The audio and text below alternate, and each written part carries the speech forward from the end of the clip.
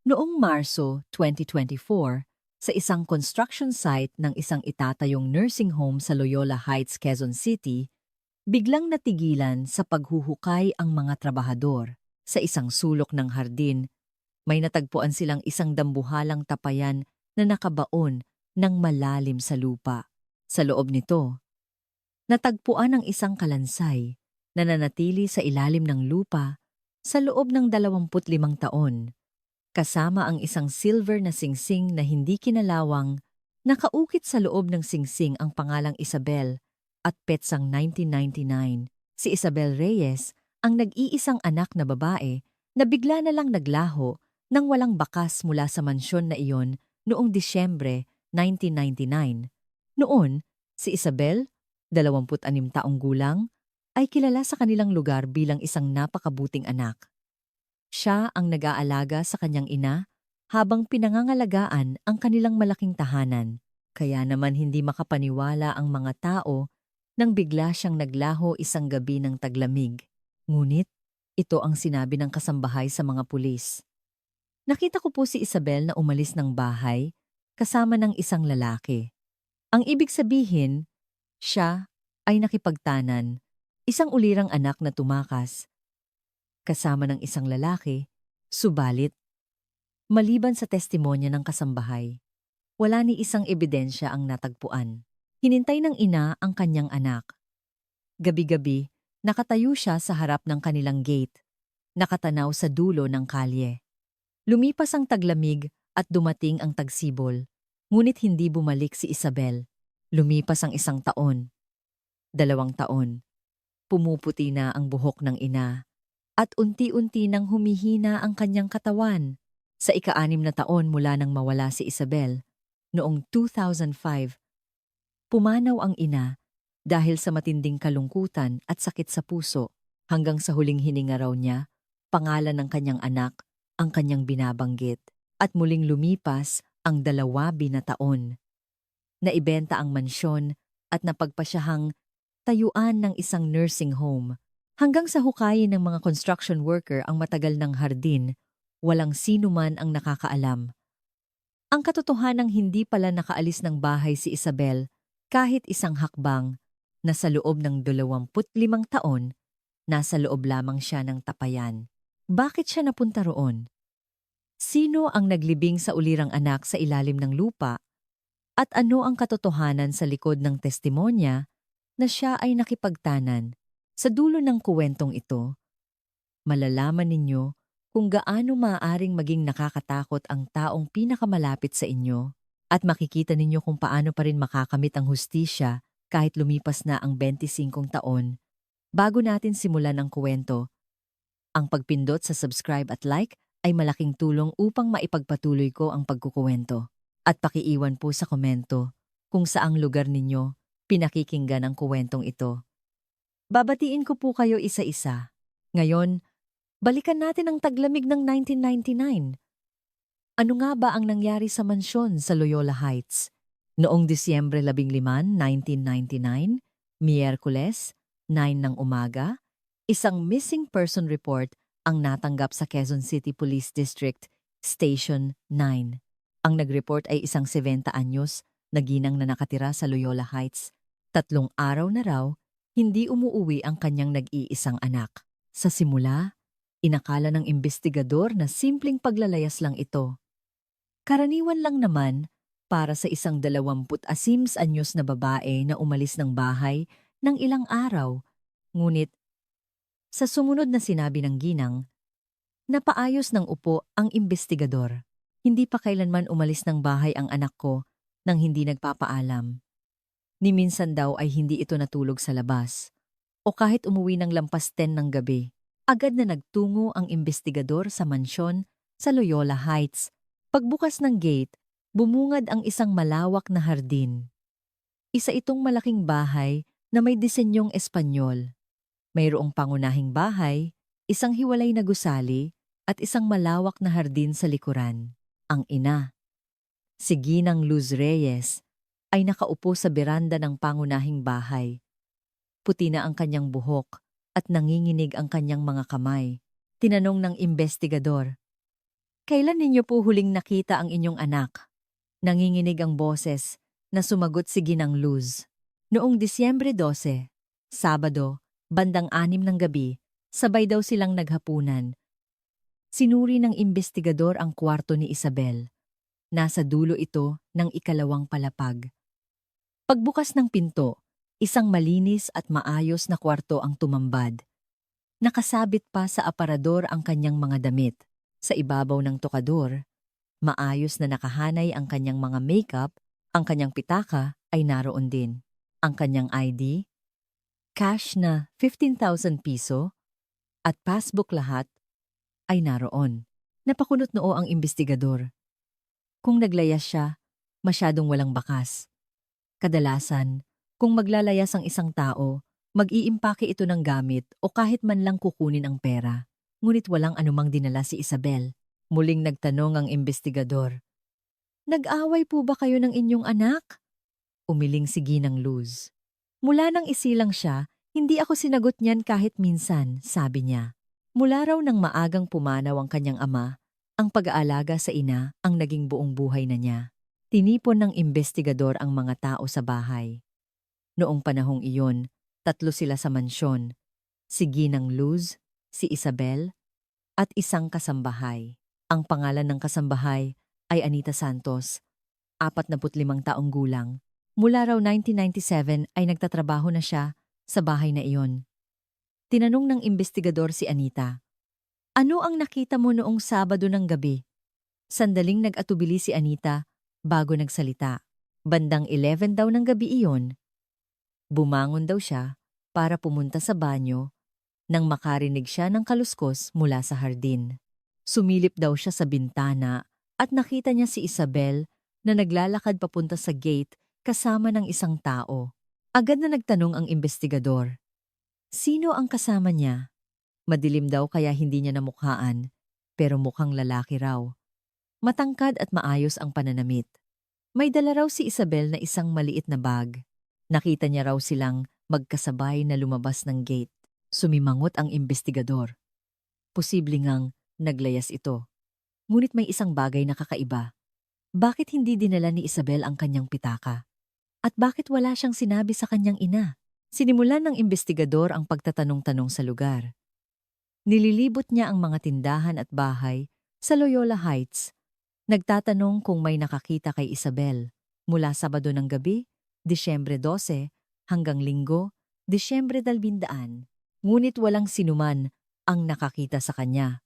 Ang may-ari ng sari-sari store sa kanto, ang mga tsuper sa sakayan ng tricycle lahat sila ay nagsabing hindi nila siya nakita. Tuwing 8 ng umaga, kasama niyang naglalakad ang kanyang ina, kaya kilala siya bilang isang mabuting anak. Kung may nakakita sa kanya, siguradong maaalala nila, ngunit nakapagtatakang walang nakakita. Inimbestigahan ng imbestigador ang mga taong malapit kay Isabel. Sinimulan niya sa mga kaibigan. Kinausap niya ang 3 sa kanyang mga kaibigan sa kolehiyo. Iisa lang ang sinabi nilang lahat. Walang boyfriend si Isabel. Kahit noong nag-aaral pa sila, ni minsan ay hindi ito lumabas para sa isang blind date. Pagkatapos ng graduation, lalo pa raw itong nanatili sa bahay. Ang pag-aalaga sa kanyang ina, ang tanging ginagawa nito. Hindi makapaniwala ang mga kaibigan sa balitang nawawala si Isabel. Hindi namin maisip na aalis siya ng bahay ng ganoon, sabi nila. Tiningnan ng imbestigador ang bank records ni Isabel. May isang kapansin-pansing bagay. Bawat buwan, may pumapasok na 2,000 piso bilang interes mula sa mana ng kanyang ama. Ngunit hindi niya ginagastos ang pera at iniipon lamang ito.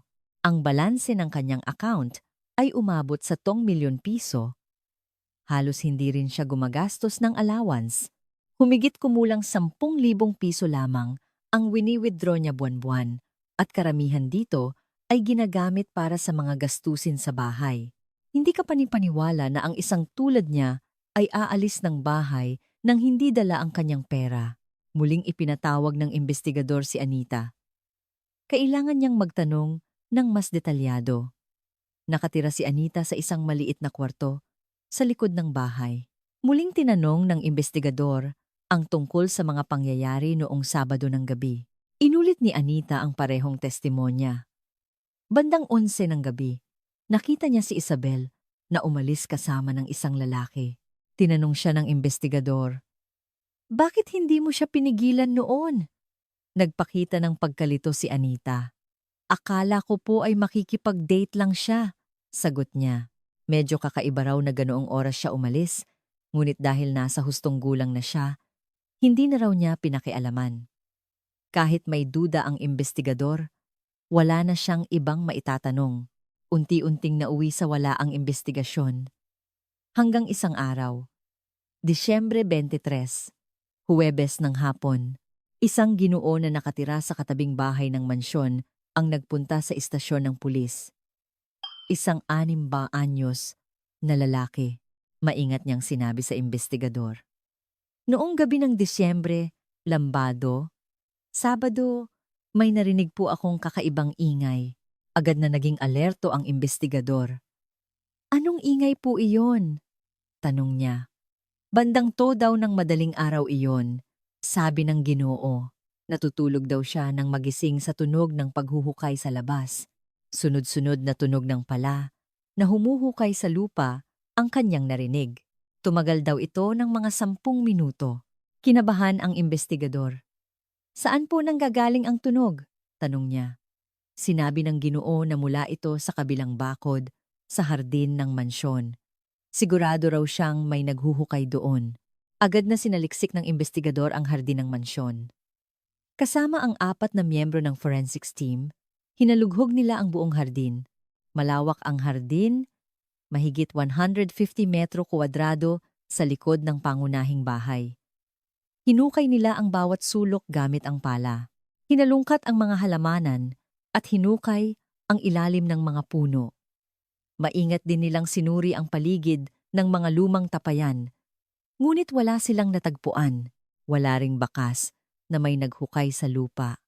Ang lupa sa hardin ay matagal ng siksik at walang anumang senyales na ginalaw ito kamakailan. Muling ipinatawag ng investigador ang Ginoo. "Sigurado po ba kayo sa narinig ninyo?" tanong niya. "Siguradong sigurado po ako," sabi ng Ginoo. Narinig niya ang tunog ng pagpapala ng to ng madaling araw, ngunit walang mahanap na ebidensya ang investigador. Walang kakaiba sa hardin. Sa huli, itinuring na lang na nagkamali lang ang saksi o mula sa ibang bahay ang ingay na iyon. Bumalik sa simula ang investigasyon. Nagsimulang maghinala ang investigador na baka totoo ngang sumama si Isabel sa isang lalaki. Ang testimonya ni Anita ang tanging salaysay ng isang nakasaksi. Kahit walang nakakita sa kanya sa lugar, naisip niyang posible iyon dahil hating gabi na. Inirehistro ng investigador ang impormasyon ni Isabel sa National Database ng mga nawawalang tao. Inilagay niya ang kanyang litrato, personal na detalye, at mga natatanging katangian.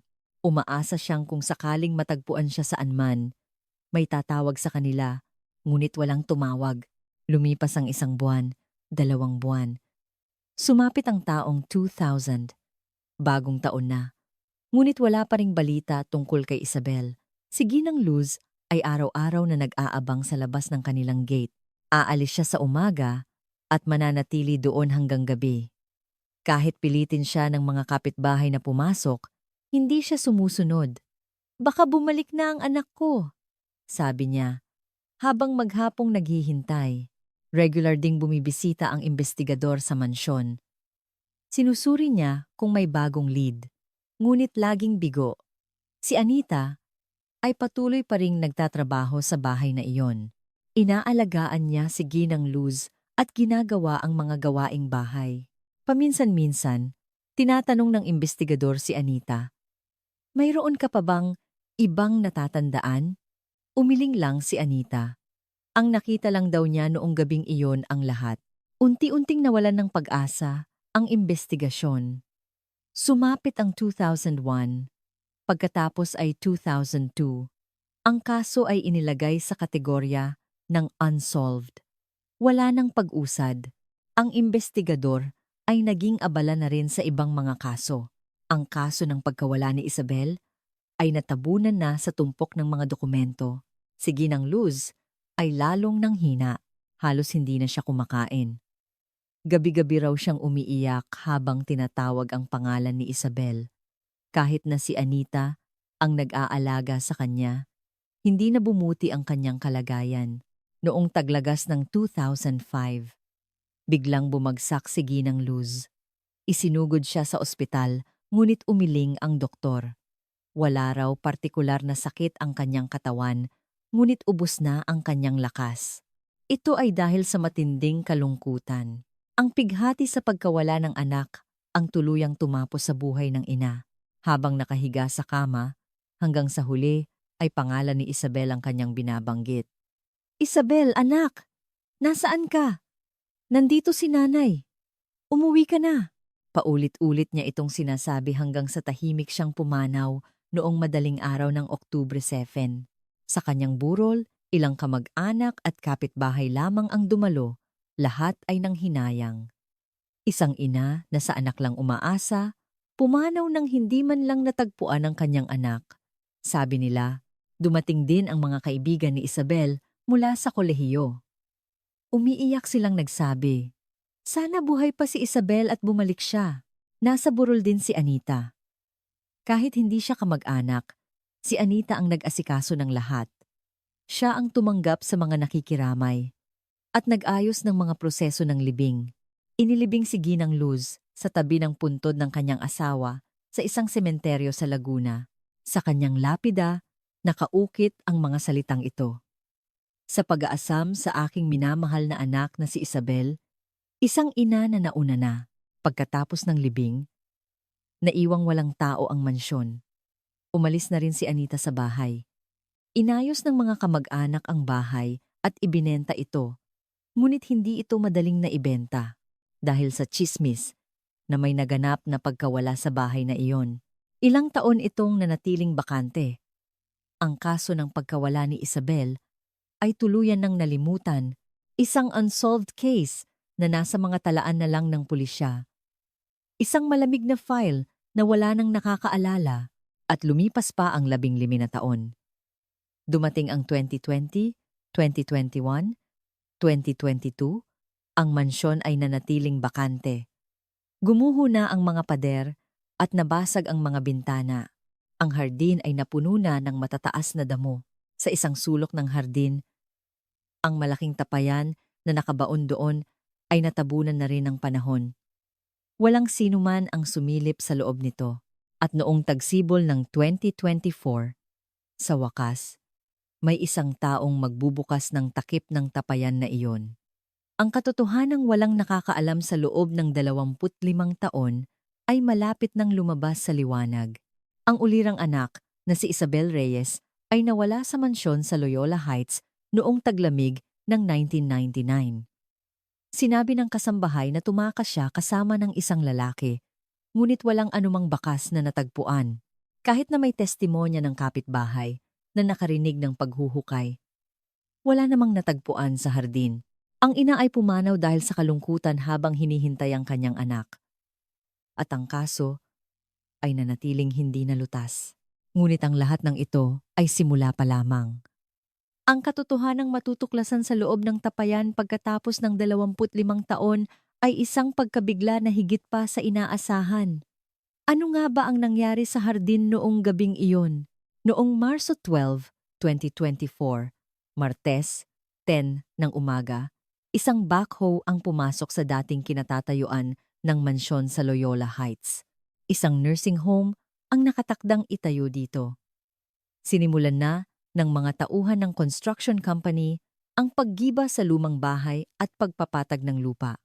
Ang pangunahing bahay at ang hiwalay na gusali ay nagiba na. Oras na para linisin ang hardin. Ang pangalan ng site supervisor ay si Ramon Cruz, isang 48 anyos na veteranong construction supervisor. Mula pa kaninang umaga, minamadali na niya ang mga trabahador. Mahigpit ang kanilang schedule. Kailangan nilang mapatag ang buong lote bago ang susunod na linggo. 5 trabahador ang nagsimulang maghukay sa isang sulok ng hardin. Pagkatapos, sinimulan na nilang alisin ang ibabaw na bahagi ng lupa. Gamit ang pala, sinimulan na nilang maghukay. Isang trabahador ang naghuhukay sa timog na bahagi ng hardin. At noon iyon nangyari, may tumama sa kanyang pala. Hindi ito tunog ng bakal, isang mapurol na tunog. Itinigil ng trabahador ang pagpapala at sinimulang alisin ang lupa gamit ang kanyang mga kamay. May nakapa siyang parang banga. Maingat niyang hinukay pa at isang malaking tapayan ang lumitaw. Ang taas nito ay mahigit 1 metro at ang diametro ay mga 60 sentimetro. Tinawag ng trabahador ang supervisor. Tumatakbong lumapit si Ramon Cruz. Tiningnan niya ang tapayan at napakunot noo. Kakaiba ito. Karaniwan, ang mga tapayan ay inilalagay lang sa ibabaw ng lupa o bahagyang ibinabaon, ngunit ito ay ganap na nakabaon sa ilalim. Nasa 60 sentimetro ito sa ilalim ng lupa. Inutusan ni Ramon ang mga trabahador. Maingat na hukayin pa ang paligid ng tapayan. 3 trabahador ang nagtulungan upang hukayin ang paligid nito. Nakalagay ang tapayan sa isang malaking butas. Ang butas ay may sukat na 1 metro kuwadrado. Ang lalim ay mga 70 sentimetro. Sa ibabaw ng tapayan, may makapal na takip na gawa sa kahoy. Sa ibabaw ng takip, may ilang layer ng itim na plastik na nakabalot. Ang plastik ay punit-punit na at nabulok na sa paglipas ng panahon, ngunit naroon pa rin ang anyo nito. Lalong nakaramdam ng pagtataka si Ramon. Bakit ito ibinaon ng ganito kalalim? At kahina-hinala na selyado pa ito ng plastik. Sinabi ni Ramon sa mga trabahador, "Buksan natin ang takip." Maingat na inalis ng 2 trabahador ang plastik. Pagkatapos, hinawakan nila ang takip na kahoy. Mabigat ang takip. Nagtulungan silang 2 para buhatin ito. Sa sandaling nabuksan ang takip, nagsigawan ang lahat ng tao sa lugar. Puno ng buto ang loob ng tapayan. Buto ng tao. Ang bungo ang unang nakita. Nakatingala sa langit ang mga walang lamang butas ng mata nito. Nagkalat ang mga buto. Nang tadyang! Magkakahalo rin ang mga buto ng braso at binti. Sa pagitan ng mga buto, may mga piraso ng damit. Kupas na ang kulay kaya hindi na malaman kung ano ang orihinal na kulay nito, ngunit may mga natirang piraso ng tela. Isang trabahador ang napaupo sa kinatatayuan niya. Ang isa naman ay napasuray-suray habang nasusuka. Agad na natauhan si Ramon. Sumigaw siya sa lahat. Walang gagalaw. Kailangan daw i-preserve ang crime scene. Agad na kinuha ni Ramon ang kanyang cellphone at tumawag sa 911. Ang tawag ay nalog sa QCPD Station 9. 10:23 ng umaga nang matanggap ang report. Agad na rumesponde ang mga pulis. 2 patrol car ang dumating sa loob ng 15 minuto. 4 na pulis ang bumaba. Nang makita nila ang eksena, agad silang tumawag sa Homicide Division. 11 ng umaga, 5 investigador mula sa QCPD Homicide Division ang dumating. Ang pinuno ng team ay si Captain David Gomez, isang 42 anyos na veteranong investigador. Sinilip ni Captain Gomez ang loob ng tapayan. Naging seryoso ang kanyang mukha. Malinaw na isang kaso ng pagpatay ito. Agad na nagbigay ng utos si Captain Gomez. Maglagay ng police line. Tawagin ng Scene of the Crime Operatives, SOCO, at makipag-ugnayan sa National Bureau of Investigation, NBI. Makalipas ang 30 minuto, 6 na miyembro ng SOCO ang dumating. Nakasuot sila ng puting protective suit at may dalang mga kamera at kagamitan sa pagkolekta ng ebidensya. Sinimulan nilang kunan ng litrato ang buong paligid ng tapayan, ang labas, loob, at ang lupa. Sa paligid nito lahat ay kanilang idinokumento. Dumating din ang NBI Forensics Team, 2 forensic pathologist at 3 katulong. Ang pangalan ng forensic pathologist ay si Dr. Jose de los Reyes, isang bihasang eksperto sa edad na 50s. Maingat na sinuri ni Dr. de los Reyes ang loob ng tapayan. Tiningnan niya ang estado ng kalansay. Karamihan sa mga buto ay buo pa. Dahil selyado ang loob ng tapayan, mabagal ang proseso ng pagkabulok. Ang materyal na gawa sa luwad ay nakatulong upang mapigilan ang pagpasok ng halumigmig. Ang pagiging selyado nito ng plastic ay nakatulong din sa pagpreserba, sinimulan ni Dr. De Los Reyes na maingat na kunin ang mga buto. Una niyang inangat ang bungo. Inilagay niya ito sa isang evidence bag at nilagyan ng numero. Sunod-sunod niyang kinuha ang mga buto ng tadyang, gulugod at balakang. Isa-isa rin niyang kinuha ang mga buto ng braso at binti. Sa prosesong ito, isang mahalagang bagay ang natagpuan. Sa pagitan ng mga buto ng daliri, may nakasuksok na isang singsing, isang silver na singsing. Maingat itong kinuha ng isang SOCO member gamit ang tiyan. May kalawang ang ibabaw ng singsing, ngunit buo pa rin ang anyo nito. Kumuha ng magnifying glass ang miyembro ng SOCO at tiningnan ng malapitan ng singsing. Sa loob nito, may maliliit na letrang nakaukit. Isabel R. At sa ilalim nito, isang petsa, may 8/1998. Agad na ipinagbigay alam ito ng SOCO member kay Captain Gomez. Tiningnan ni Captain Gomez ang singsing.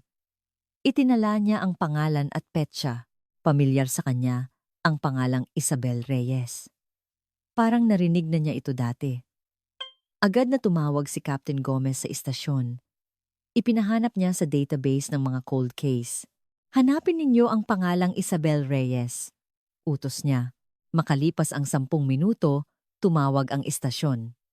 Nahanap na po namin ang file. Sabi nila, December 1999, Loyola Heights Missing Person Case. Nag-report, Luz Reyes. Nawawala.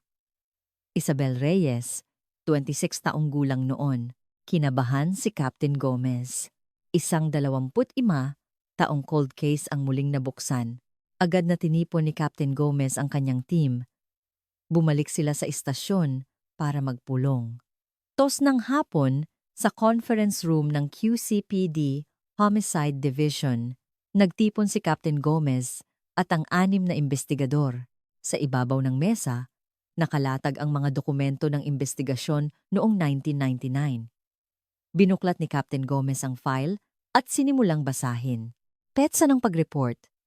Disyembre 15, 1999. Nag-report. Ina na si Luz Reyes.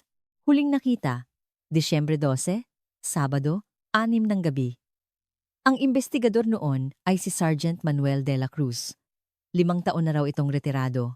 Maingat na binasa ni Captain Gomez ang mga tala ng investigasyon noon. Napansin niya ang testimonya ng kasambahay na si Anita Santos. Ang salaysay na noong Sabado ng gabi, 11:00, umalis si Isabel kasama ng isang lalaki. Tinuro ni Captain Gomez ang isang investigador, si Corporal Paulo Santos. Inutusan niya si Corporal Santos. Hanapin mo si Anita Santos at alamin ang kasalukuyan niyang address. Agad na sinuri ni Corporal Santos ang mga talaan. Si Anita Santos ay kasalukuyang nakatira sa Bulacan. 6 pa taong gulang na pala siya, 3 ng hapon, nang umalis si Captain Gomez. Kasama ang 3 investigador. Nagtungo sila sa Bulacan. Humigit kumulang 40 minuto. Ang biyahe, bandang 4 ng hapon, dumating sila sa isang residential area sa Bulacan. Isang lumang apartment sa ikalawang palapag. Nag-doorbell si Captain Gomez. Matagal bago bumukas ang pinto. Isang matandang babae na puti na ang buhok ang lumabas. Si Anita Santos. Ipinakita ni Captain Gomez ang kanyang ID at sinabing, "Mula po kami sa QCPD Homicide Division." Agad na nanigas ang mukha ni Anita. Nagsimulang manginig ang kanyang mga kamay. Mahinahong sinabi ni Captain Gomez, "Mayroon po kaming iimbestigahan tungkol sa pagkawala ni Isabel Reyes sa Loyola Heights noong 1999. Mas makakabuti po kung sasama kayo sa amin." Matagal na hindi nagsalita si Anita. Nanginginig ang kanyang mga labi. Muling nagsalita si Captain Gomez. "Ito po ay voluntaryong pag-imbita. Pero kung tatanggi kayo, kukuha kami ng warrant." Tumango si Anita. Nagbihis siya at sumama. Isinakay ng mga investigador si Anita sa kotse. Habang pabalik sa QCPD, hindi nagsalita si Anita. Nakatingin lang siya sa bintana. 5 ng hapon. Sa interrogation room ng QCPD, pinaupo si Anita sa isang silya. Umupo si Captain Gomez sa tapat niya. Inanunsyo niyang sinimulan na ang recording. Tinanong ni Captain Gomez, "Ano po ang nakita ninyo noong gabi ng Disyembre 12, 1999, Sabado?" Nanginginig ang boses na sumagot si Anita. "Nakita ko po si Isabel na umalis kasama ng isang lalaki." Dahan-dahang tumango si Captain Gomez. Pagkatapos, kumuha siya ng isang litrato mula sa drawer ng mesa. Isang litrato ng kalansay sa loob ng tapayan. Inilapag niya ang litrato sa harap ni Anita. Pagkakita ni Anita sa litrato, napasigaw siya. Muntik na siyang mahulog sa kanyang upuan. Nagsimulang manginig ang buo niyang katawan. Malamig na sinabi ni Captain Gomez, "Natagpuan po iyan kaninang umaga sa hardin ng mansyon sa Loyola Heights, nasa loob ng tapayan. Iyan po ang kalansay ni Isabel Reyes. Ang testimonya ninyo ay kasinungalingan." Yumuko si Anita at nagsimulang umiyak. Matagal siyang umiyak bago nagsalita sa nanginginig na boses. "Wala po akong alam. Totoo po, wala akong alam. Ang anak ko po ang gumawa ng lahat. Nalaman ko na lang po pagkatapos." Agad na nag-focus si Captain Gomez. "Sino ang anak mo?" tanong niya. Sumagot si Anita. "Si Marco po. Si Marco Santos. Anak ko po." 23 taong gulang po siya noon. Matalas na nagtanong si Captain Gomez. "Ano ang nangyari? Sabihin mo lahat." Matagal na nag-atubili si Anita bago nagsalita. Nanginginig ang boses na nagsimulang magsalaysay si Anita. Noong gabi raw iyon ng Disyembre 1999, Sabado, bandang 8 ng gabi, tumawag daw ang anak niyang si Marco. Kailangan na kailangan daw nito ng pera. Sinabi raw ni Anita na wala siyang pera. Nagalit daw si Marco at ibinaba ang telepono. At bandang 10 ng gabi, biglang dumating si Marco sa mansyon. Nagulat daw si Anita. Hindi dapat basta-basta pumupunta sa bahay ng amo ang anak niya. Lasing daw si Marco. Amoy na amoy daw ang alak. Sumigaw daw ito sa kanya, "Bigyan mo ako ng mga alahas diyan. Kailangan ko ng pera ngayon na." Sinabi raw ni Anita na hindi pwede. Pag-aari daw iyon ng amo niya, kaya hindi pwede. Ngunit hindi raw nakinig si Marco. Pumasok daw ito sa pangunahing bahay at nagtungo sa direksyon ng kuwarto ni Isabel. Nagmamadali raw siyang sumunod. Binuksan ni Marco ang pinto ng kwarto ni Isabel. Nasa loob daw si Isabel, nakaupo sa mesa, at nagbabasa. Nagulat daw si Isabel at tumayo. Sumigaw daw ito kay Marco, "Sino ka? Lumabas ka ngayon din." Hindi raw sumagot si Marco at sinimulang buksan ang mga drawer. Sumigaw daw si Isabel, "Anong ginagawa mo? Tatawag ako ng pulis." Kinuha daw ni Isabel ang telepono sa kwarto at noon daw nangyari. Sinugod ni Marco si Isabel. Sinubukan niyang agawin ang telepono. Nag-agawan daw sila. Itinulak daw ni Marco si Isabel. Napasuray-suray daw si Isabel at tumama ang ulo sa pader. Isang malakas na kalabog daw ang narinig. Bumagsak daw si Isabel sa sahig. Napasigaw daw si Anita. Tumatakbo siyang lumapit kay Isabel at inalog ito, ngunit hindi na raw gumalaw si Isabel. Nakapikit na ito at hindi na humihinga. Natulala rin daw si Marco. Inalog niya si Isabel at sumigaw na gumising ito. Ngunit wala nang reaksyon si Isabel. Umiiyak na sinabi ni Anita, "Nawala po ako sa sarili noon. Hindi ako makapaniwala na nakapatay ang anak ko." Sinabi raw ni Marco kay Anita, "Kailangan nating itago ito. Kung magsusumbong tayo sa pulis, makukulong ako." Natulala raw si Anita. Hindi niya kayang makitang makulong ang kanyang anak, kaya pumayag siyang tulungan ito. Tinanong ni Captain Gomez, "Paano ninyo itinago ang bangkay?" Nanginginig pa rin ang boses na nagpatuloy si Anita. "Itinuro daw ni Marco ang tapayan sa hardin. Doon natin ilagay." sabi daw nito. Binuhat daw nilang dalawa ang bangkay ni Isabel at dinala sa hardin bandang 11:30 ng gabi iyon. Sa timog na bahagi ng hardin, may isang tapayan na hindi na ginagamit. Matagal na raw itong walang laman. Kumuha daw si Marco ng pala mula sa likod bahay. Sinimulan niyang hukayin ang lupa sa paligid ng tapayan.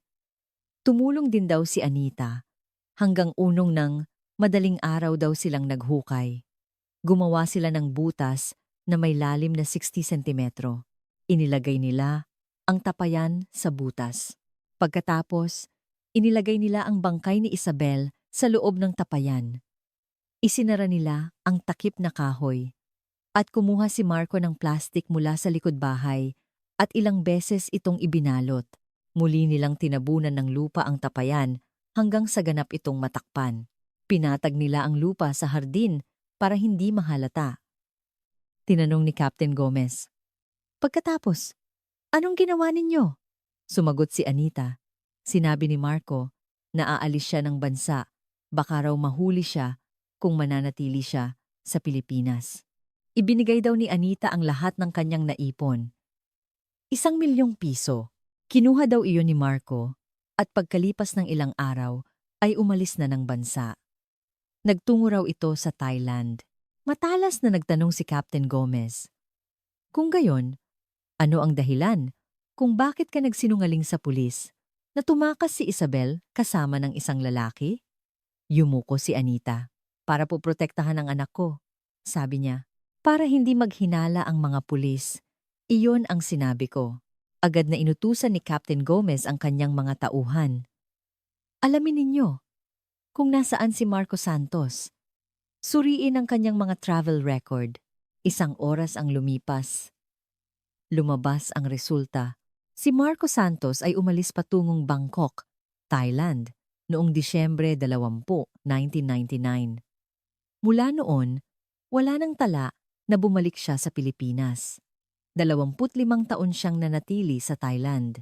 Agad na nakipag-ugnayan si Captain Gomez sa Department of Foreign Affairs at Interpol. Humingi sila ng tulong sa pulisya ng Thailand. Hiniling nilang hanapin at arestuhin si Marco Santos. 2 araw ang lumipas. Noong Marso 14, inaresto ng pulisya ng Bangkok si Marco Santos. Si Marco ay nagpapatakbo ng isang maliit na restaurant ng pagkaing Pilipino sa Bangkok. Nag-asawa na siya ng isang Thai at may 2 na silang anak. Nang arestuhin siya ng pulisya ng Thailand, nanlaban daw si Marco. Sumisigaw daw siyang hindi siya pwedeng bumalik sa Pilipinas. Ngunit sa pilitan siyang dinakip ng pulisya. 1 linggo ang lumipas. Noong Marso 20, ipinadala si Marco pabalik sa Pilipinas. Pagdating niya sa Ninoy Aquino International Airport, nag-aabang na si Captain Gomez at 3 investigador. Sa arrival area ng airport, inaresto nila si Marco. 48 taong gulang na si Marco. Medyo numinipis na ang kanyang buhok at malalalim na ang mga kulubot sa kanyang mukha. Isa na siyang medyo matabang lalaki. Pinusasan siya ni Captain Gomez. Isinakay nila si Marco sa kotse ng pulis at dinala sa QCPD. 3 ng hapon sa interrogation room. Pinaupo si Marco sa isang silya. Umupo si Captain Gomez sa tapat niya. Inanunsyo niyang sinimulan na ang recording. Tinanong ni Captain Gomez, ano ang nangyari noong gabi ng Disyembre 12, 1999, Sabado? Hindi nagsalita si Marco. Wala siyang sinabi. Muling nagtanong si Captain Gomez, gagamitin mo ba ang iyong karapatang manahimik? Tumango si Marco. Kumuha si Captain Gomez ng isang dokumento mula sa drawer. Ang sinumpaang salaysay ni Anita Santos. Inilapag niya ito sa harap ni Marco. Umamin na ang nanay mo, sabi niya, na ikaw ang pumatay kay Isabel at inilibing siya sa tapayan. Binasa ni Marco ang salaysay at biglang sumigaw. Tinanong ni Captain Gomez, kung gayon, sino ang gumawa? Nanginginig ang boses na sumagot si Marco. Inutusan lang ako ng nanay ko. Sinunod ko lang ang sinabi niya. Nagkatinginan ang mga investigador. Inutusan ni Captain Gomez si Marco na magsalaysay ng detalyado. Matagal na nag-atubili si Marco bago nagsalita. Noong gabi raw iyon ng Disyembre 12, 1999, bandang 10, nakatanggap daw siya ng tawag mula sa kanyang ina na pumunta agad doon. Pagdating niya sa mansyon sa Loyola Heights, nakahandusay na raw si Isabel sa sahig. Patay na raw ito. Umiiyak daw na sinabi ng kanyang ina na tinangka daw siyang tanggalin sa trabaho ni Isabel. Nagtalo daw sila at naitulak niya ito. Tumama ang ulo at namatay. Nagmakaawa raw itong tulungan siya. Naisip daw ni Marco na kailangan niyang tulungan ang kanyang ina. Kaya tumulong daw siyang ilibing ang bangkay sa tapayan. Siya raw ang naghukay. At ayon sa utos ng kanyang ina, tumakas siya patungong Thailand. Ikinumpara ni Captain Gomez ang dalawang testimonya. Sabi ni Anita, si Marco ang pangunahing salarin. Sabi naman ni Marco, ang kanyang ina na si Anita ang salarin. Pareho nilang iginigiit na tumulong lang sila. Nalito si Captain Gomez. Kailangan nilang patunayan sa pamamagitan ng ebidensya kung sino ang nagsasabi ng totoo. Humiling si Captain Gomez ng karagdagang masusing pagsusuri mula sa NBI. Kailangan nilang suriin ng mas detalyado ang kalansay, kailangan nila ng ebidensya na tiyak na magtuturo sa salarin. At mayroon ding malaking legal na issue. Halos 25 taon na ang nakalipas mula nang mangyari ang krimen. Ang prescription period para sa murder, bago mabago ang batas, ay 20 taon. Kailangan nilang suriin kung lampas na ba ito. Ipinasa ni Captain Gomez ang kaso sa piskalya. Bumuo ang piskalya ng isang special team. Sinimulan nilang suriin nang masusi ang kasong ito. Nambarasgang C, noong tagsibol ng 2024, natagpuan ang isang kalansay sa loob ng tapayan sa dating mansyon sa Loyola Heights. Dahil sa nakaukit sa singsing, nakumpirma na ito ay si Isabel Reyes, na nawala badlabong 25 taon na ang nakalipas. Sunod-sunod na inaresto ang kasambahay na si Anita Santos at ang kanyang anak na si Marco Santos. Ngunit, nagtuturuan sila. Sabi ni Anita, ang anak niya ang gumawa. Sabi naman ni Marco, inutusan lang siya ng kanyang ina, isang anak na nagtago sa Thailand sa loob ng 25 taon, at isang ina na nagtago ng krimen sa pamamagitan ng kasinungalingan. Sino nga ba ang tunay na salarin? At sa panahong malapit nang mag-expire ang prescription, makakamit pa ba ang hustisya? Nagsimula ng kumilos ang piskalya noong Marso 25, 2024, Lunes, sa NBI Forensics Laboratory. Sinimula ni Dr. Jose de los Reyes ang masusing pagsusuri sa kalansay ni Isabel Reyes. Maingat niyang sinuri ang bungo. Ginamit niya ang mikroskopyo para tingnan ang ibabaw ng buto. Sa likod ng ulo, may natagpuan siyang isang kakaibang bagay. Ang kaliwang bahagi ng buto sa batok ay bahagyang bumaon. Sinukat ni Dr. De Los Reyes ang bahaging may bali. May sukat itong 4 cm by 3 centimeters. Ang mga linya ng bali ay kumalat na parang sinag, isang tipikal na bakas ng tama mula sa isang matigas at mapurol na bagay. Naniniwala si Dr. De Los Reyes na ito ang malamang na sanhi ng kamatayan. Ang malakas na tama sa batok ay maaaring magdulot ng internal bleeding sa utak at agarang kamatayan. Gumawa si Dr. De Los Reyes ng ulat, sanhi ng kamatayan, tinatayang dahil sa cranial fracture at internal bleeding, dulot ng tama ng matigas na bagay sa likod ng ulo. Agad na ipinadala ang ulat na ito sa piskalya. Kinahapunan ng araw na iyon, sa Quezon City Prosecutor's Office, si Fiscal Ana Tolentino ang humawak sa kaso. Isang 41 anyos na veteranong piskal, mahigit 15 taon, na siyang nagtatrabaho sa Homicide Division, una niyang binasa ng mabuti ang mga tala ng investigasyon noong 1999. Sinuri niya ang kalagayang pinansyal ng pamilya ni Isabel. Balanse sa bangko na 2 milyon piso, buwanang interes na 200,000 piso. Ang tanging ari-arian nila ay ang mansyon sa Loyola Heights na nagkakahalaga ng humigit kumulang 50 milyong piso. Inimbestigahan ni Fiscal Tolentino ang kalagayang pinansyal ni Marco noong panahong iyon. Noong 1999, si Marco ay 23 taong gulang, nag-drop out sa kolehiyo at kung ano-anong trabaho lang ang pinapasukan, ngunit isang kawili-wiling tala ang natuklasan. Noong Nobyembre 1999, umutang si Marco ng 500,000 piso sa isang loan shark. Utang sa sugal. Natalo siya sa isang iligal na pasugalan at napilitang umutang. Pinipilit na raw siyang magbayad ng loan shark. Binalaan daw siyang may mangyayaring masama kung hindi siya makakabayad bago matapos ang Disyembre. Ito ang nakitang motibo ni Fiscal Tolentino. Kailangan na kailangan ni Marco ng pera. Kaya pinasok niya ang mansyon kung saan nagtatrabaho ang kanyang ina para magnakaw ng mga alahas. Sinuri ni Fiscal Tolentino kung anong mga alahas ang mayroon sa mansyon. Sa mga tala ng investigasyon noong 1999, mayroong listahan ng mga ari-arian. Sa kwarto ni Isabel, may 5 gintong singsing, 2 gintong kuwintas, at 1 kuwintas na perlas. Nagkakahalaga ito ng humigit kumulang 300,000 piso. Malaki ang posibilidad na ito ang target ni Marco. Sumunod na hakbang si Fiscal Tolentino. Hiniling niya ang resulta ng pagsusuri sa fingerprint sa loob ng tapayan. Maingat na sinuri ng NBI Forensics Team ang tapayan. Kumuha sila ng mga fingerprint sa ibabaw nito. Ang loob ng tapayan ay mahal lumigmig, kaya karamihan sa mga fingerprint ay nabura na.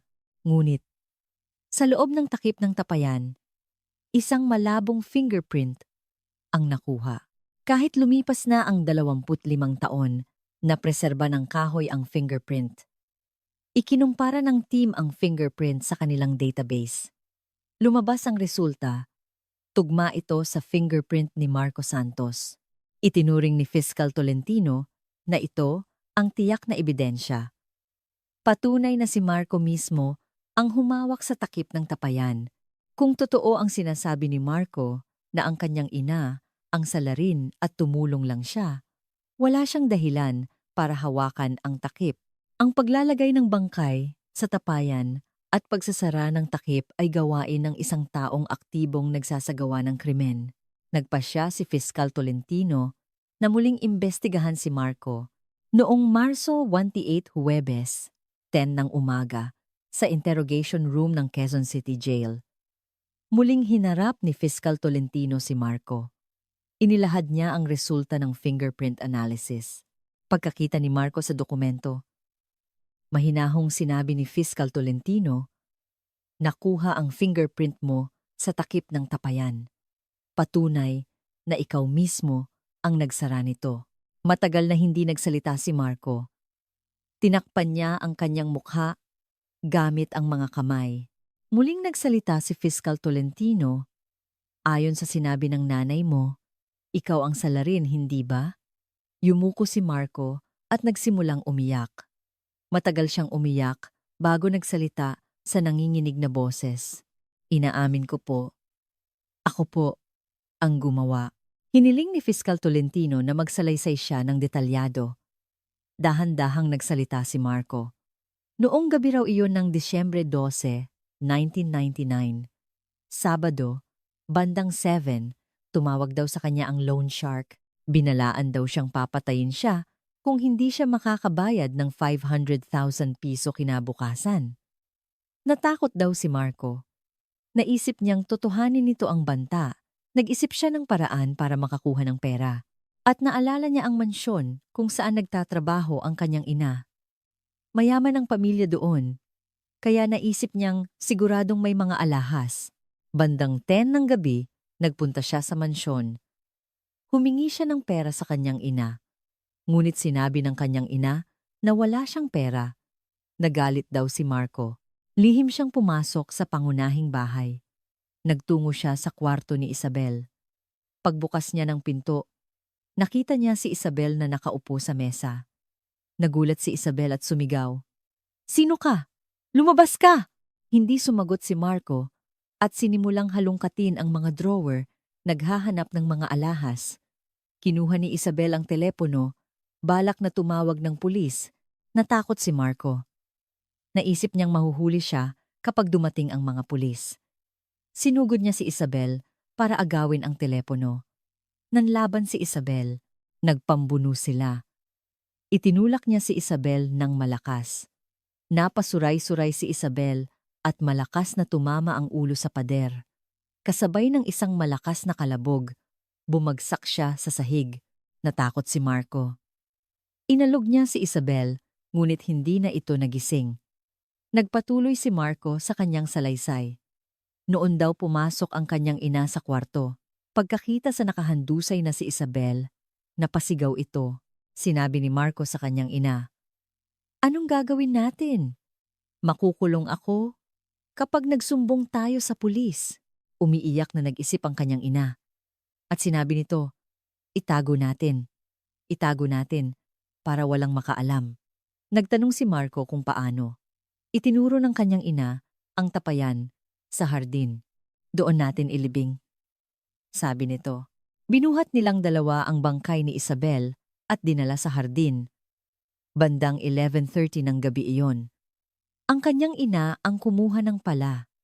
Si Marco ang nagsimulang maghukay. Hanggang unas ng madaling araw siyang naghukay. Nagkapaltos ang kanyang mga kamay at halos maputol ang kanyang likod, ngunit nagpatuloy siya. Gumawa sila ng butas at inilagay ang tapayan. Pagkatapos, inilagay nila ang bangkay ni Isabel sa loob. Siya mismo ang nagsara ng takip. Ang kanyang ina ang kumuha ng plastik at ilang beses itong ibinalot. Tinabunan nila ng lupa ang tapayan. Natapos sila bandang 3 ng madaling araw. Tinanong ni Fiscal Tolentino, "Pagkatapos, ano ang ginawa ninyo?" Sumagot si Marco, "Binigyan ako ng pera ng nanay ko. Ang lahat ng naipon niya sa buong buhay niya, 1,000,000 piso. Sinabi niyang kunin ko ito at umalis ng Pilipinas." Pagkalipas ng ilang araw, umalis si Marco patungong Thailand. Nanirahan siya sa Bangkok. Sa loob ng 25 taon, palagi siyang nagtatago, takot na mahuli kapag bumalik sa Pilipinas. Tinanong ni Fiscal Tolentino, "Sa loob ng mga panahong iyon, hindi ka ba nakonsensya?" Yumuko si Marco. "Gabi-gabi po akong binabangungot. Nagpapakita si Isabel at tinititigan ako. Kailangan ko pong uminom ng alak para makatulog. Pero wala po akong lakas ng loob na bumalik sa Pilipinas." Itinala ni Fiscal Tolentino ang lahat ng sinabi ni Marco. Sunod, naiimbestigahan si Anita Santos. Kinahapunan ng araw na iyon, 12. Sa interrogation room ng Quezon City Jail Female Dormitory. Hinarap ni Fiscal Tolentino si Anita Santos. Ikinuwento niya ang pag-amin ni Marco. Nagsimulang umiyak si Anita. "Kasalanan ko po ang lahat. Kasalanan ko pong hindi ko pinalaki ng maayos ang anak ko," sabi niya. Tinanong ni Fiscal Tolentino, "Bakit po kayo nagsinungaling sa pulis?" Sumagot si Anita, "Hindi ko po kayang makitang makulong ang anak ko. Kadugo ko po siya. Paano ko po siya isusumbong? Kaya nagsinungaling po ako na tumakas si Isabel kasama ng isang lalaki. Akala ko po maniniwala ang mga pulis. At totoo nga, kahit naghinala ang mga pulis, dahil walang ebidensya, nanatiling hindi nalutas ang kaso.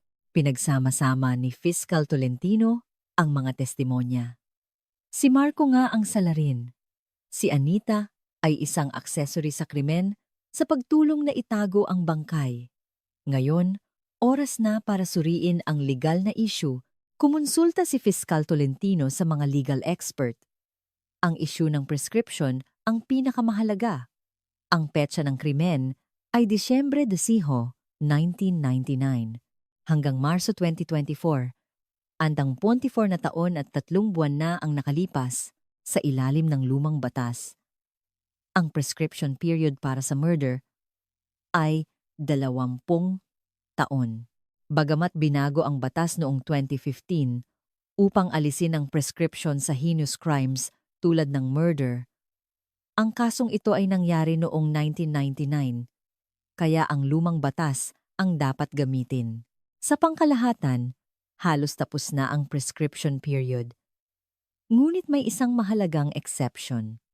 ang suspension of prescription. Ayon sa Article 91 ng Revised Penal Code, the period of prescription shall be interrupted when the offender is absent from the Philippine Archipelago. Umalis si Marco patungong Thailand noong Disyembre 20, 1999 at bumalik sa Pilipinas noong Marso 20, 2000. Ang panahon ng kanyang pananatili sa ibang bansa ay eksaktong 24 na taon at 3 buwan. Ang panahong ito ay hindi kasama sa bilang ng prescription. Ang aktwal na tumakbong prescription period ay mula lang Disyembre 12, 1999 hanggang Disyembre 29, 1999, 9 na araw lamang. Kaya, mayroon pang halos 20 taon ang natitira sa prescription period.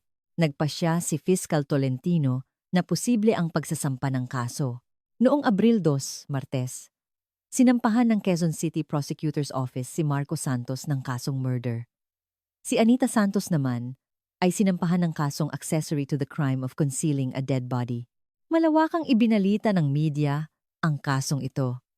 Ang balita na nalutas ang isang 25 taong cold case ay kumalat sa buong bansa.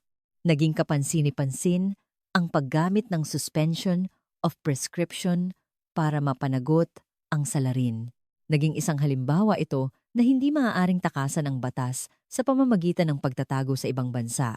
Narinig din ng mga kaibigan ni Isabel sa kolehiyo ang balita. Lahat sila ay napaiyak. Nalungkot sila na pagkatapos ng 25 taon, natagpuan si Isabel. Kasabay nito, nakaramdam sila ng ginhawa na nahuli na ang salarin. Itinakda ang petsa ng paglilitis. Mayo, 15.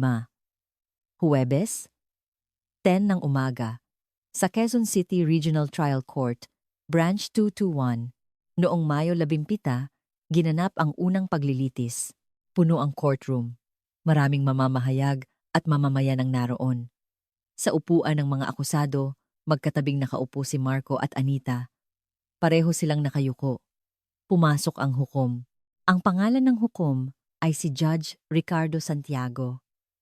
Isang kilalang istriktong hukom sa edad na 50s. Idineklara ni Judge Santiago na nagsimula na ang session. Ang akusadong si Marco Santos noong gabi ng Disyembre 12, 1999 ay pumasok sa tahanan ng biktimang si Isabel Reyes sa Loyola Heights, Quezon City upang magnakaw. Nang matuklasan ng biktima, sinaktan niya ito na nagresulta sa kanyang kamatayan. Ang akusadong si Anita Santos, kahit alam ang krimen ng kanyang anak, tumayo ang abogado ni Marco, isang public attorney. Hindi raw intensyon ni Marco na pumatay. Simpleng pagnanakaw lang daw ang layunin niya, ngunit sa gitna ng paglaban ng biktima, aksidente itong namatay. Tumutol si Fiscal Tolentino. Aksidente man o sinadya, ang katotohanan ay pumatay siya ng tao. Higit pa rito, ang pagtago sa bangkay at pagtakas sa ibang bansa ay malinaw na pagtatakip sa krimen. Sabi niya, tumagal ng 3 buwan ang paglilitis. Sunod-sunod, ang pagtestigo ng mga saksi. Ipinaliwanag niya ang resulta ng pagsusuri sa kalansay. Ang bali sa batok ang sanhi ng kamatayan, sabi niya. Mataas ang posibilidad na agarang namatay ang biktima dahil sa malakas na tama ng isang matigas na bagay. Tumestigo rin ang pinuno ng NBI Forensics. Nakuha ang fingerprint ni Marco Santos sa takip ng tapayan, sabi niya. Ipinaliwanag niyang kahit lumipas na ang 25 taon na preserba ng kahoy ang fingerprint, tumestigo rin ang kaibigan ni Isabel na si Geng Reyes. Ikinuwento niya kung gaano kabuting tao si Isabel. Isang ulirang anak na inalay ang buong buhay sa pag-aalaga sa kanyang ina, sabi niya. Napakasakit na isang tulad niya ay namatay sa ganitong paraan, sabi niya habang umiiyak. Binigyan ng pagkakataon ng hukom ang mga akusado para sa kanilang huling pahayag. Tumayo si Marco. Nanginginig ang boses na nagsalita. Patawad po, kay Isabel. Sa ina ni Isabel, patawad po. Gabi-gabi po akong binabangungot. Alam ko pong hindi ako mapapatawad. Tatanggapin ko po ang anumang parusa. Tumayo rin si Anita. Umiiyak siyang nagsalita. Kasalanan ko po na hindi ko pinalaki ng maayos ang anak ko. Paulit-ulit po akong humihingi ng tawad kay Isabel. Noong Agosto 10, Biyernes, ginanap ang huling pagbaba ng hatol. Muling napuno ang courtroom. Sinimulang basahin ni Judge Santiago ang hatol.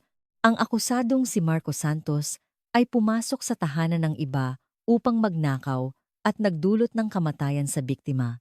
Isang napakabigat na krimen. Pagkatapos ng krimen, itinago niya ang bangkay at tumakas sa ibang bansa sa loob ng 25 taon upang takasan ang parusa. Ang biktima, sa murang edad na 26, ay malupit na pinagkaitan ng buhay. Ang ina ng biktima ay pumanaw pagkalipas ng 6 na taon dahil sa matinding kalungkutan sa hindi pagkakita sa kanyang anak. Ang kasalanan ng akusado ay napakabigat. Gayunpaman, isinasaalang-alang ang kanyang pag-amin at pagsisisi. Sandaling huminto si Judge Santiago. Tahimik ang buong courtroom. Muling nagsalita ang hukom. Ang akusadong si Marco Santos ay hinahatulan ng reklusyon perpetua. Narinig ang mga bulungan sa courtroom. Agad na nagsulat ang mga mamamahayag. Nagpatuloy sa pagbasa ang hukom. Ang akusadong si Anita Santos, kahit alam ang krimen ng kanyang anak, ay hindi nagsumbong at tumulong sa pagtago ng bangkay. Sa loob ng 25 taon, hinadlangan niya ang investigasyon sa pamamagitan ng kasinungalingan. Ngunit, hindi siya direktang pumatay at isinasaalang-alang ang kanyang katandaan. Ang akusadong si Anita Santos ay hinahatulan ng 15 taong pagkakakulong. Tapos na ang hatol. Yumuko si Marco at umiyak. Umiyak din si Anita. Si Fiscal Tolentino ay nagpakita ng kasiyahan. Naramdaman niyang nakamit ang hustisya. Ang mga kaibigan ni Isabel na nasa courtroom ay umiyak din. Pagkatapos ng 25 taon, naramdaman nilang napayapa na ang kaluluwa ni Isabel. Isang linggo pagkatapos ng paglilitis, binisita ng mga kaibigan ni Isabel, ng piskal, at ng mga investigador ang sementeryo sa Laguna. Sa tabi ng puntod ni Ginang Luz, may bagong puntod para kay Isabel. Ang mga buto na nakuha mula sa tapayan ay na-cremate at inilagak doon. Sa kanyang lapida, nakaukit ang mga salitang ito. Minamahal na anak. Isabel Reyes, 1973-1999. Magpahinga ka ng payapa sa piling ng iyong ina. Nag-alay ng mga bulaklak ang mga dumalo at nag-alay ng isang sandaling katahimikan. Pagkatapos ng 25 taon sa ilalim ng lupa, malaya ka na, Isabel, sabi niya. Umiyak din ang iba niyang mga kaibigan. Nag-alay ng respeto si Fiscal Tolentino sa puntod. Huli man ang hustisya, tiyak na darating ito, bulong niya sa sarili. Nag-alay din ng katahimikan si Captain David Gomez. Kahit na natapos ang investigasyon, 25 taon na ang nakalipas bilang isang cold case, sa huli ay lumabas din ang katotohanan. Pagkatapos ng pagbisita, bumaba na sila mula sa sementeryo, maaliwalas ang langit. Isang asul na langit na walang ni isang ulap. Tila ba natagpuan na ni Isabel ang kanyang kapayapaan. Ang resulta ng masusing pagsusuri sa kalansay ay nagpakita na ang bali sa batok ang sanhi ng kamatayan. Ang fingerprint ni Marco Santos na nakuha sa takip ng tapayan ang nagpatunay na siya ang salarin. Ginamit ng piskalya ang suspension of prescription kung saan ang 24 na taon at 3 buwan na pananatili ni Marco sa ibang bansa ay hindi isinama sa bilang. Sa huli, si Marco ay hinatulan ng reklusyon perpetua at si Anita ay 15 taong pagkakakulong. Pagkatapos ng 25 taon, nakamit ang hustisya. Si Isabel ay inilagak sa tabi ng puntod ng kanyang ina at natagpuan na ang walang hanggang kapayapaan. Ang kasong ito ay nagpapatunay na hindi matatakasan ang batas sa pamamagitan ng pagtatago sa ibang bansa. At gaano man katagal ang lumipas, ang katotohanan ay tiyak na lalabas. Noong taglamig ng 1999, nawala ang 26 anyos na ulirang anak na si Isabel Reyes sa mansyon sa Loyola Heights. Nagsinungaling ang kasambahay na tumakas siya kasama ng isang lalaki. Ang ina, sa loob ng 6 na taon, ay hinintay ang kanyang anak hanggang sa pumanaw dahil sa kalungkutan. Pagkatapos ng 25 taon, noong tagsibol ng 24, ang kalansay na natagpuan sa loob ng tapayan sa hardin ang nagbunyag ng lahat ng katotohanan. Ang anak ng kasambahay, nabaon sa utang sa sugal, ang pumatay kay Isabel habang sinusubukang magnakaw, at ang ina, para iligtas ang anak, ay inilibing ang bangkay at tinakpan ng krimen sa loob ng 25 taon ng kasinungalingan. Salamat sa suspension of prescription, hindi isinama ang panahon ng kanyang pagtatago sa ibang bansa. Sa huli, si Marco ay hinatulan ng habambuhay na pagkakakulong at si Anita ay 15 taon. Pinatunayan ng kasong ito na gaano man katagal ang lumipas, ang hustisya ay tiyak na makakamit. Dapat nating tandaan na kung minsan, ang taong pinakamalapit sa atin ay maaaring maging ang pinaka-nakakatakot na kaaway. Ang pagtataksil ng isang taong pinagkakatiwalaan ang sugat na dulot nito ay hindi na mabubura. Sa inyong paligid, mayroon ba kayong mga taong tunay na mapagkakatiwalaan? Sa halip na magtiwala ng walang pasubali, dahil lang sa sila ay pamilya o malapit na kaibigan, kailangan natin ng karunungan na maging maingat at mapagmatsyag. Si Isabel ay payapa nang nagpapahinga sa piling ng kanyang ina. Tulad ng katotohanang nakakulong sa dilim sa loob ng 25 taon na sa wakas ay nakakita ng liwanag, naniniwala ako na ang lahat ng kawalang katarungan sa ating paligid ay balang araw ay malulutas din. Nais kong malaman kung ano ang naramdaman ninyo sa kuwentong ito. Mangyaring ibahagi ang inyong mga saloobin sa komento at babasahin ko at sasagutin ang bawat isa. At ang inyong pag-subscribe at pag-like ay malaking tulong upang maipagpatuloy ko ang pagbabahagi ng mga ganitong kuwento. Magkita-kita tayo sa susunod na kuwento. Mag-ingat po kayong lahat at magkaroon ng isang ligtas na araw. Salamat.